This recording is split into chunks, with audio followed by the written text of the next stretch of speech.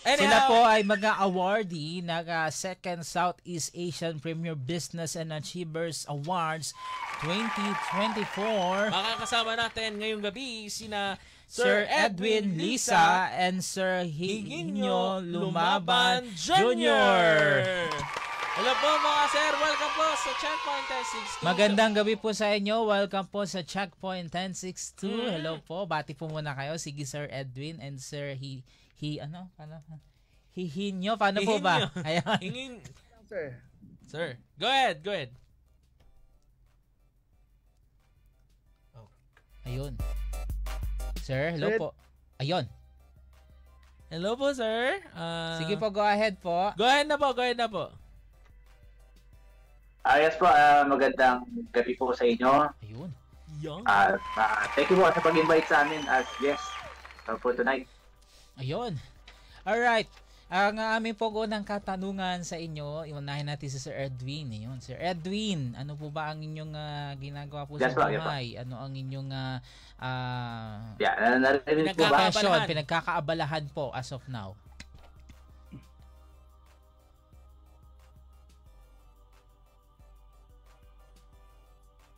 Sige sir, go ahead po.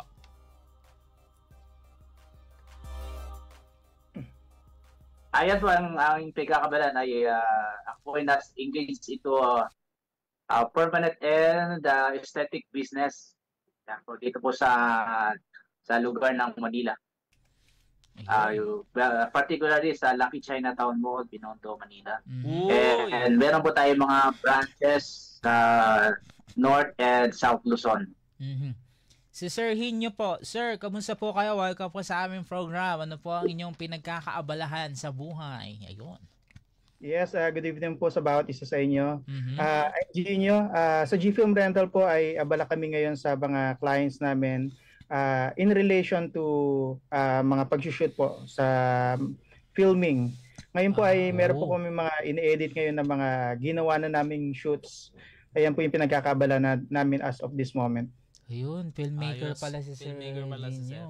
Okay, anyway mga sirs, ang first question po namin, can you tell us more? Paano kayo nag-start for the industry po na inyong kinabibilangan as of now, and how is it po ngayon?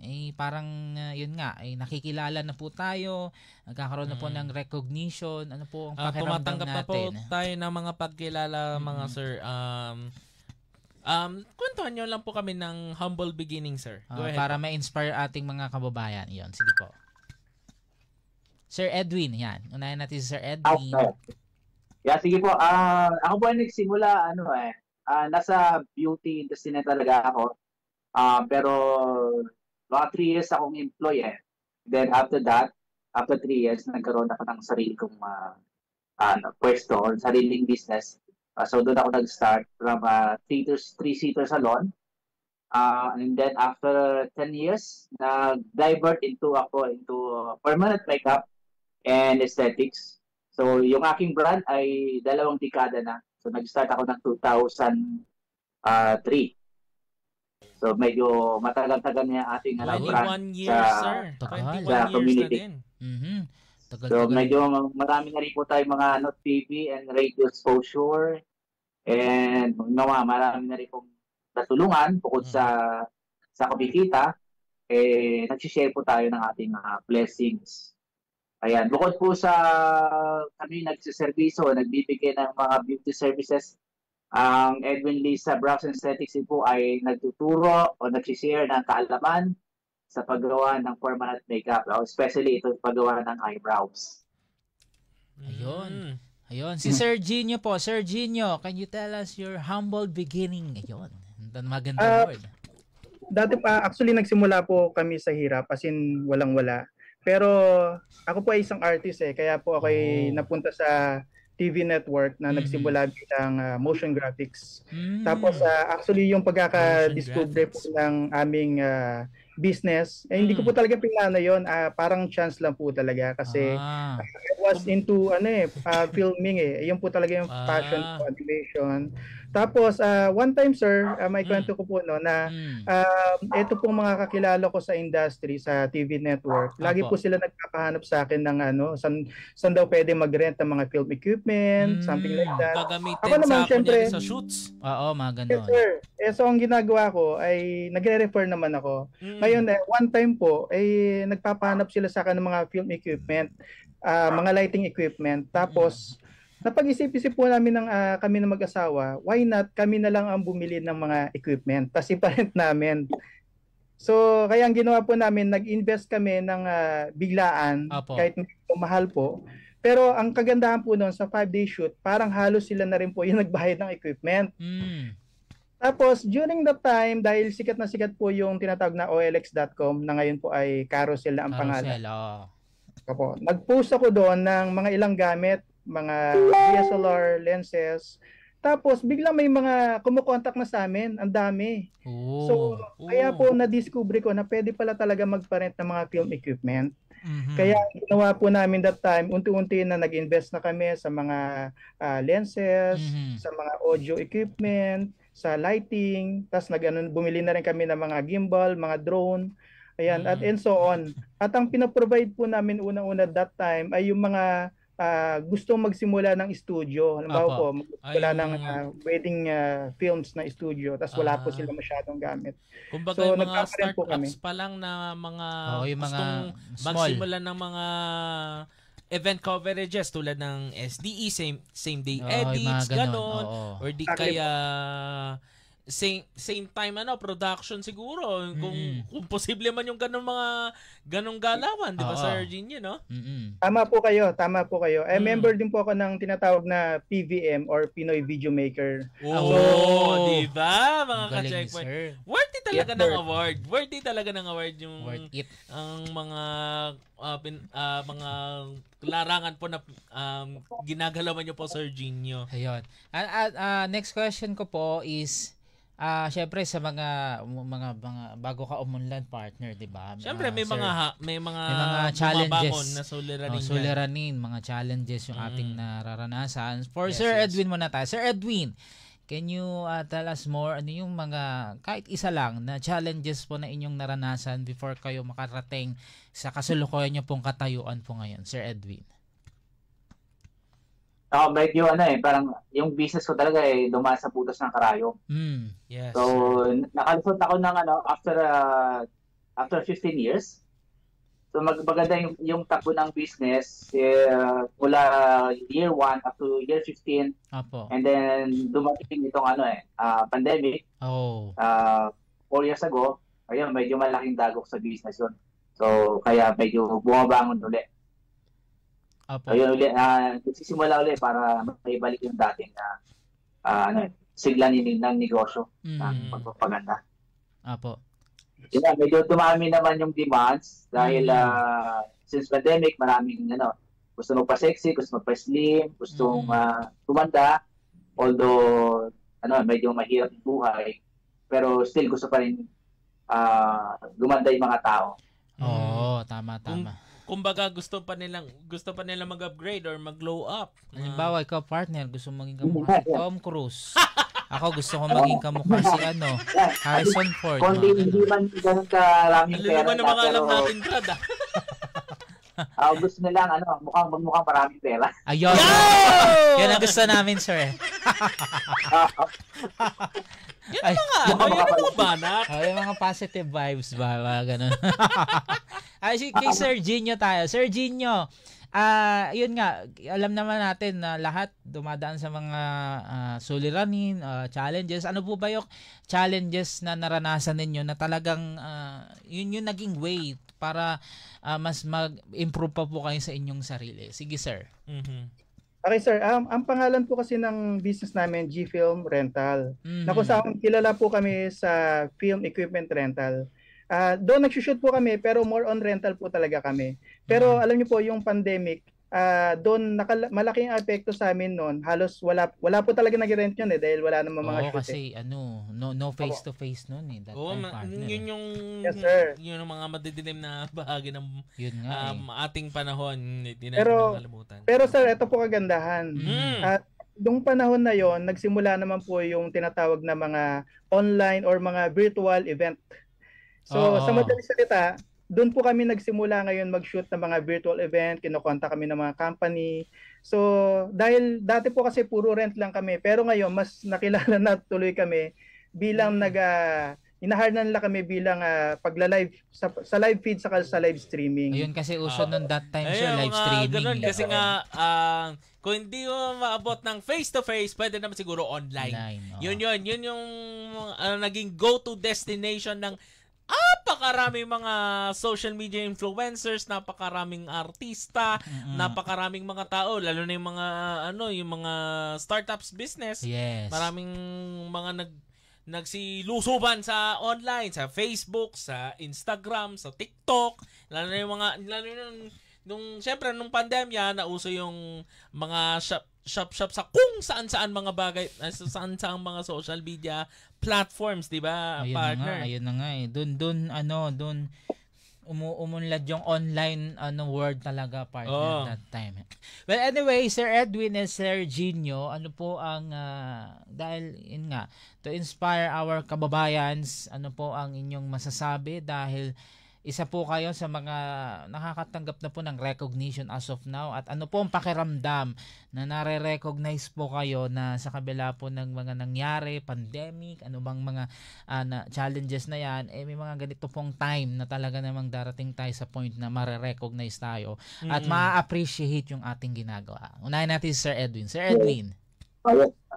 Yes, well, hindi lang naman ito yung first time ko tatanggap ng award. Pero with Southeast Asian Premier Business and Achievers Award, first time ko sa kanila makakatanggap ng ganitong award. Natutuwa kami mabigyan ng ganitong award. This coming December na ito. So see you in Wingport Resort Casino. Ayun. On December 8. Yeah, in the evening. Ayan. Si Sir Gino. Sir Gino, ano pong pakiramdam natin na isa tayo sa mga nare-recognize sa mga ganitong groups, organizations about dun sa ating industry? Actually sir, marami na rin pong award, pero every time po nakakatanggap kami ng award, ito first time ko rin po sa Southeast Asian Premier and Business Achievers Award eh. Pero iba pa rin talaga yung experience or iba pa rin yung feeling talaga na maraming tao nakaka-recognize doon sa effort na ginagawa ninyo sa inyong business. And hope na maka-inspire din kami sa ibang tao. Kasi ako po sir, personally, I just want to train other people din kung paano ba ginagawa to, paano ba nag-shoot. Ayan. So I want to produce more people na katulad din namin. Ayun. Apo, last na lang po for our part, Sir Edwin, Sir Gino, ano po ang kumbaga final piece motivational of advice sa ating mga nag-start pa lang sa iba't ibang larangan, anumang larangan ng negosyo yan or ano pa man na minsan minsan dumarating sa point na parang di ako para dito, pero nasimulan na nila. Parang ganun, dumarating sa point na pinanghinaan kasi sila. Ano po yung parang nawawalan sila ng self-esteem, kumpiyansa sa sarili. Parang tipong mukhang mababadget hindi ako para dito. Ganyan. Hindi ako effective dito. Parang wala yata ako mapapala, mga ganon. Ano po ang maa-advise nyo po sa kanila? Ayun, Sir Edwin. Yes, sa lahat naman ng business, hanapin mo talaga yung passion. Doon sa mga magsisimula or kayo na pagsimula na, dapat talaga yung ano yung ginagawa mo, yung sa kamaligaya.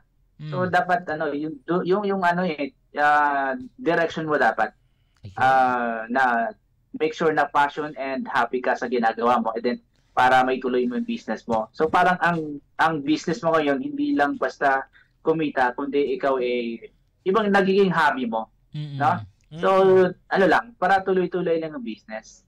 Ayun. So hindi hindi ka magkakaroon ng regrets soon na bakit ganito yung negosyo ko, parang hindi ako masaya, parang hindi nagpo-progress. So ganun lang po naman po. Parang walang kinahihinatnan, sir, no? Mga ganong time talaga daw. Feeling, Sir Edwin, no?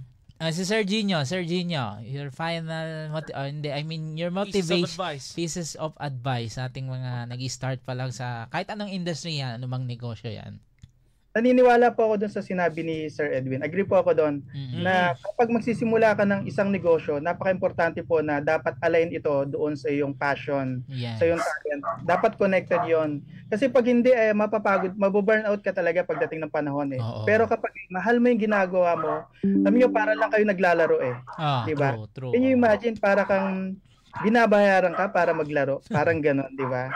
Kaya if you love what you do, just keep on doing it. Kahit na minsan mahirap, kahit na minsan puyatan, kapag gusto mo yung ginagawa mo, darating ang time makikita mo yung resulta niyan. Saka ako po naniniwala talaga ako na ang pagiging businessman ay calling din yan sa Lord eh.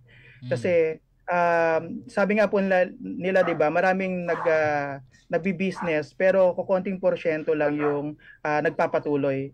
And that is because meron talaga mga taong tinawag talaga ng Lord magnegosyo. Hindi lang para kumita ng pera, kundi po para makapagbigay din ng trabaho sa ibang tao. So isa po yan sa primary motivation ko bakit po ako nagpapatuloy, kasi meron po ako mga taong tinutulungan din financially. Saka yung mga taong, alam niyo po, napaka blessed po talaga kapag meron tayong negosyo kasi we can produce jobs sa mga ibang tao, no. Iyan po yung isang motivation ko kung bakit po nagpapatuloy yung G-Film Rental. Ayun, alright. Maraming salamat po sa inyo, Sir Edwin and Sir Gino. Ayun, palakpakan natin sila.